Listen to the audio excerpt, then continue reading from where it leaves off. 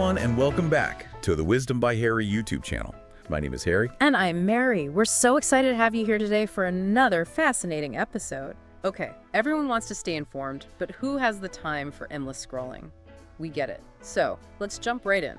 We're doing a deep dive today on a really significant event, the U.S. president's 4-day trip to the Middle East just recently. That's right, mid-May 2025, a whirlwind tour covering Saudi Arabia, Qatar, and the UAE.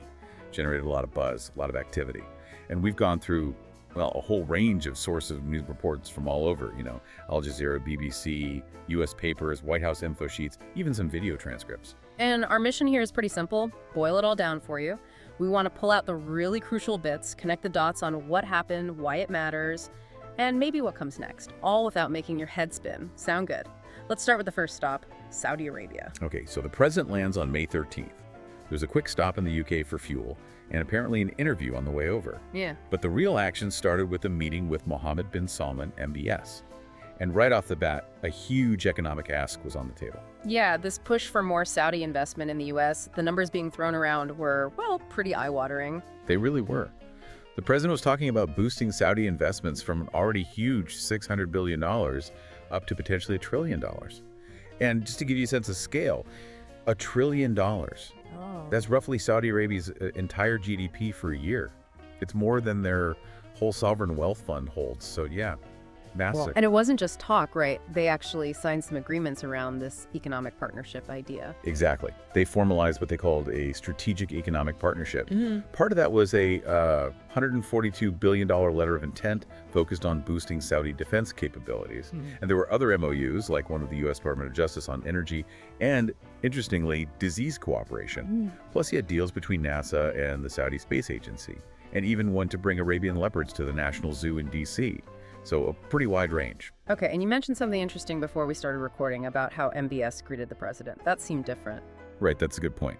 Observers noted that unlike the president's 2017 visit where King Salman did the formal airport greeting, this time it was MBS himself. It's subtle, maybe, but it could signal, MBS further cementing his role and visibility as the key figure. Makes sense. And the trip also included this big Saudi-U.S. investment forum. Who showed up for that? What came out of it? Yeah, that was a major event. You had CEOs from really big names, Blackstone, Citigroup, Palantir. Yeah. It definitely underscored the business focus. And some big tech deals were announced. NVIDIA and AMD, for instance, are set to provide semiconductors to Humane, which is a Saudi AI company. That's a $10 billion project. $10 billion for AI chips, that's serious. And wasn't Elon Musk involved somehow too? He was, yeah. Apparently, Saudi Arabia approved Starlink for use in aviation and shipping there. And Musk also reportedly showed off his Optimus robots to the president and MBS. So, lots of tech buzz. So, at this forum, what were the president's main messages? What did he push for? He hit a few key points. He encouraged Saudi Arabia to join the Abraham Accords, the normalization deals with Israel. Reports said the audience was pretty quiet on that one, which might tell you something. He also made that big announcement about lifting sanctions on Syria. We definitely need to talk more about that later. And he made a plea for Iran to come back to the table on its nuclear program. Okay, so calls for normalization, lifting Syria sanctions, talking to Iran. Did any concrete investment commitments come out of the forum itself? Yes, quite a bit. DataVolt, a Saudi firm, committed $20 billion for U.S. energy infrastructure and data centers. And going the other way, U.S. companies announced about $2 billion for projects in Saudi Arabia, things like the King Salman Airport, King Salman Park, and the Qiddiya Entertainment Project. If you tally up all the deals announced around the visit, some reports put the total around $283 billion, and there was also a state dinner in Diriyah. Now, before leaving Saudi, there was this meeting with the Syrian president, Ahmed al-Shara. That feels like a pretty major diplomatic development. Absolutely. It was reportedly the first time U.S. and Syrian leaders had met at that level since, I think, the year 2000. So, yeah, a gap of over 2 decades, a definite signal. And what was the main agenda item for that meeting? Similar to the message in Saudi Arabia, the president urged Syria to consider joining the Abraham Accords as well. And interestingly, both MBS and Turkish President Erdogan were apparently part of that meeting too. Suggests maybe a coordinated regional push. Okay, and finally, before moving on from Saudi Arabia, there was the Gulf Cooperation Council Summit. What happened there? Right. Leaders from Qatar, Kuwait, Bahrain were there, plus reps from Oman and the UAE.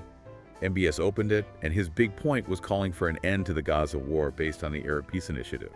So that conflict was clearly top of mind for the region. All right, so a very busy couple of days in Saudi. Then on May 14th, the president heads to Qatar. What were the highlights there?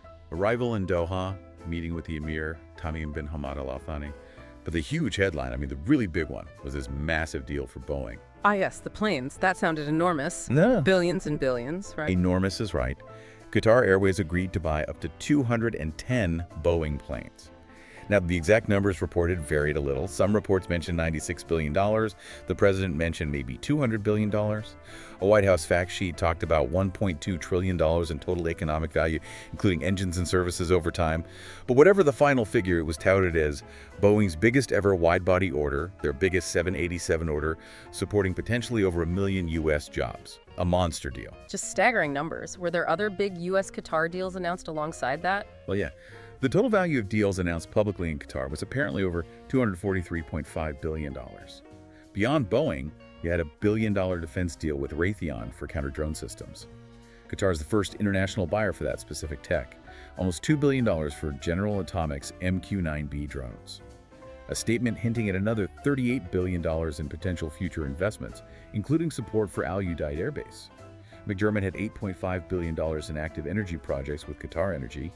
Parsons mentioned projects worth up to $97 billion. And even in quantum computing, Quantinuum signed a JV with Qatar investing up to $1 billion in quantum tech. It was a lot. It really sounds like it, covering all the bases: aviation, defense, energy, advanced tech. What about the diplomatic side in Qatar? Well, there was a state dinner at Lusail Palace. The president reportedly asked Qatar to use its influence to help improve U.S.-Iran relations. So that theme of dealing with Iran continued. And after dinner, there was a little ceremony passing the FIFA World Cup hosting duties over to the U.S., looking ahead to 2026. And the welcome itself sounded pretty grand. Yeah, reports mentioned a lot of pomp and ceremony. Camels, horses, sword dancers, the whole 9 yards. And there was that story about the Emir offering the president the use of a Qatari jumbo jet to maybe replace Air Force One, which definitely raised some eyebrows back in the States. We'll definitely circle back to that. Okay, so after Qatar, the last stop was the UAE on May 15th. What do we know about that leg? It's interesting, actually. The sources we looked at were much less detailed about the UAE stop. Al Jazeera confirmed the president arrived in Abu Dhabi. But unlike Saudi and Qatar, there wasn't the same flood of specific announcements about deals or major meetings reported in the materials we reviewed. Doesn't mean nothing happened, of course, just less public fanfare in the reports we saw. Okay, so let's pull back now and look at the whole trip. What are people saying about the impact? Any sense of a shift in U.S. policy in the Middle East? Yeah, there's definitely talk about that. The Washington Post characterized it as a potential move towards the U.S. having no enemies in the region, maybe a less confrontational stance overall. The New York Times noted the president seemed to be stepping away from, quote, lectures on how to live, suggesting maybe a more pragmatic, transactional approach than in past decades. And Qatar's role seems like they're continuing to raise their profile. For sure. Hosting the World Cup in 2022 was a big step, and this visit, with all those deals, sort of cements their position as a key economic and diplomatic player. Let's go back to the Syria sanctions being lifted. What was the immediate reaction to that? Well, the Washington Post framed it as potentially critical for allowing Syria to rebuild after years of war. And there were reports of actual celebrations in Syria, people hoping it might mean some economic relief and stability. Okay, but alongside all these deals and diplomatic moves, there were also some controversies, ethical questions being raised. Yes, quite a few, actually. A lot of focus fell on business deals involving the Trump family. Things like Trump-branded towers planned in Dubai and Jeddah, a golf resort in Qatar, a deal involving a fund linked to the UAE, and a Trump-linked financial firm. Plus, the ongoing scrutiny over Saudi public investment fund money going into Jared Kushner's ventures. These connections keep raising conflict of interest questions. And that plane offer from Qatar you mentioned, that caused a stir too. It did. The idea of the president potentially accepting a Boeing 747-8 from the Qatari royal family, Republicans especially raised red flags about ethics and even national security. The president's team apparently argued it would be for the U.S. military or a future presidential library, but retrofitting those planes is incredibly expensive and time-consuming. There was bipartisan pushback, concerns about the Constitution's emoluments clause.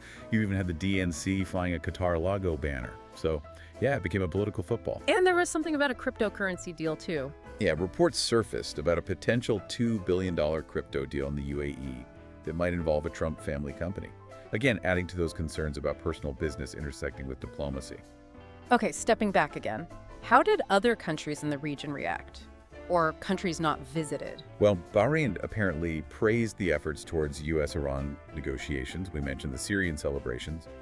Israel wasn't on the itinerary, and you have to assume they might not be thrilled, especially about any U.S. diplomatic outreach to Iran or the lifting of Syria sanctions without clear concessions beneficial to them. What about the business deals themselves? Any pushback there? There was some concern voiced, particularly from a U.S. House committee focused on competition with China. They questioned selling advanced semiconductors like those NVIDIA and AMD deals to the Middle East, worrying it could potentially give China leverage down the line. Let's dive a bit deeper into that Syria meeting with Ahmed al-Shara. That's significant, but also potentially complicated, given his background. Extremely complicated. This is the first high-level U.S.-Syria meeting in decades, as we said. Al-Shara himself has past ties to al-Qaeda, even spent time in U.S. prisons. So engaging with him is a major departure. The hope, presumably, is that engagement might lead to more stability, maybe recognition for the current Syrian government.